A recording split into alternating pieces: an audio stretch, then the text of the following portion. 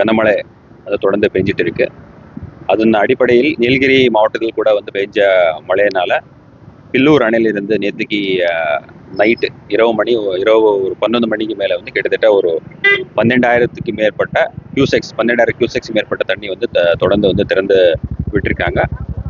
அது இல்லாமல் வந்து அந்த கேட்ச்மெண்ட் ஏரியா பில்லூர் டேமுக்கு மேலே இருக்க கேட்ச்மெண்ட் ஏரியாவிலிருந்து வர தண்ணி எல்லாமே வந்து தொடர்ந்து வந்துட்டு இருக்கு. அதனால பில்லூர் டேம் வந்து ஃபுல் ஆனதுனால தொடர்ந்து நேற்றுக்கு நைட்லேருந்து ரிலீஸ் ஆக வந்து இப்போ கிட்டத்தட்ட நேற்றுக்கு நைட் வந்து 18,000 கியூசெக்ஸ் வரைக்கும் தண்ணியை வந்து நேற்றுக்கு ரிலீஸ் பண்ணியிருக்காங்க. இப்போ வந்து தண்ணி அளவு வந்து குறைஞ்சிருக்கு.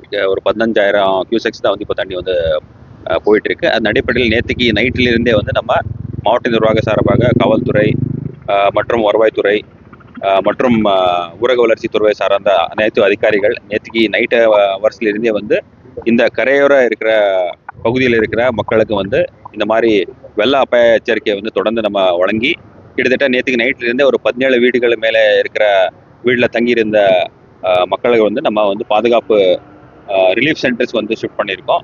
தொடர்ந்து வந்து பொதுமக்களுக்கு வந்து இந்த மாதிரி பவானி மற்றும் நொயல் ஆற்றில் வந்து அதிகமான தண்ணி வந்து வருதுனால ஆறு பக்கத்துலேயோ இல்லை வந்து குளிக்கிறதுக்கோ வந்து போகிறதுக்கு வந்து தவிர்க்கணும். அப்படி வந்து தொடர்ந்து நம்ம வந்து எச்சரிக்கைகள் வந்து தொடர்ந்து கொடுத்துட்டே வந்துட்டு இருக்கோம். அதனால பொதுமக்கள் யாருமே வந்து ஆறு பக்கத்துலேயும் ஈவன் வாட்டர் பாடி பக்கத்தில் கூட வந்து போகிறதுக்கு வந்து தவிர்க்கணும்.